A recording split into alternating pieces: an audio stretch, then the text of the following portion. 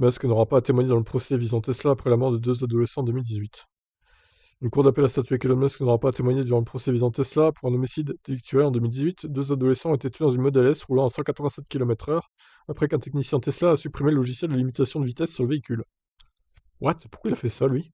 Oh là là. Un panel de trois juges de la Cour d'appel du 4e district de Floride a décidé à l'unanimité que Elon Musk n'aurait pas à témoigner dans le cadre du procès pour homicide délictuel intenté par la famille d'un des adolescents décédés en 2018, volant d'une Model S. La Cour d'appel déjuge la décision de première instance selon laquelle Musk aurait dû témoigner, après avoir appelé le père de l'une des victimes et fait des commentaires sur le logiciel de limitation du véhicule. Musk a refusé de faire une déposition, mais a fourni une déclaration sous serment, indiquant qu'il ne se souvenait pas avoir fait de commentaires. La Cour d'appel a finalement statué qu'Elon Musk n'avait pas une connaissance unique et personnelle d'informations susceptibles d'être découvertes concernant cet accident. Alors, pour rappel, moi je ne savais pas cette histoire, donc on va la découvrir ensemble, je pense. Barrett Riley, 18 ans, et son passager Edgar Montserrat Martinez, 18 ans, ont tous les deux été tués dans l'accident survenu à Fort Lauderdale en 2018. Une enquête menée par la National Transport Safety Board a ensuite déterminé que Barrett Riley conduisait à 187 km/h dans un virage où la limite de vitesse était de 50 km/h. Ah oui, effectivement, là ça passe pas du coup.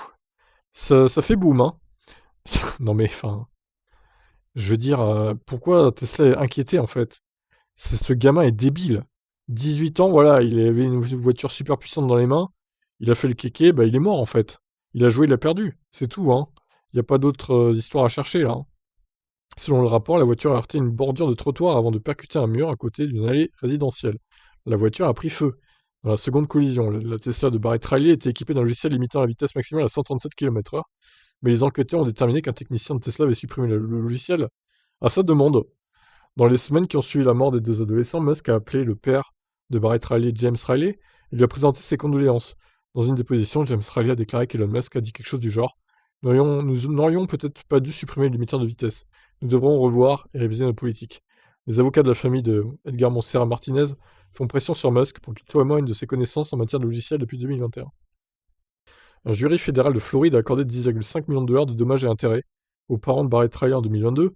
Sérieux? 10 millions et demi? Non mais... Cependant, le jury a également déterminé que Barrett Riley était responsable à 90%, tandis que son père, James, l'était à 9%. Tesla n'est responsable de l'accident qu'à hauteur de 1%, ce qui signifie que le fabricant de véhicules électriques n'est responsable qu'à hauteur de 105 000 dollars. Ah oui, bon, alors du coup, ils reçoivent combien, hein, 10 millions ou 105 000? Là, on s'y perd. Bah, du coup, c'est 105 000. Bah, c'est beaucoup, je pense, là, quand même, hein. 105 000, franchement, ouais, après, bon, c'est là-bas, hein, c'est comme ça, c'est le jury qui décide, voilà. Bon, par contre, 10 millions et demi, faut pas déconner, c'est pas mérité, hein.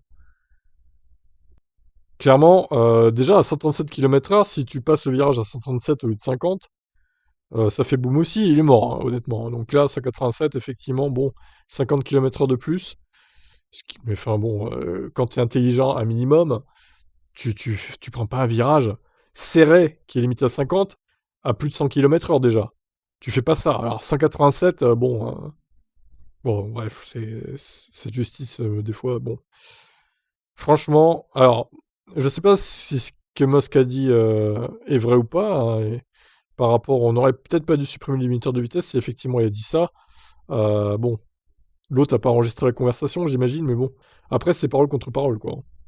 Musk se souvient plus d'avoir dit ça, bon, peut-être que c'est vrai, ou alors peut-être qu'il fait semblant de pas s'en souvenir. Bon, écoutez, le jury décidera. En tout cas, pour moi, c'est pas la voiture la fautive, hein, c'est le gamin. Il aurait très bien pu se tuer dans une autre marque de voiture, une Chevrolet ou une Ford, j'en sais rien. Là, c'était une Tesla, bon bah c'est comme ça.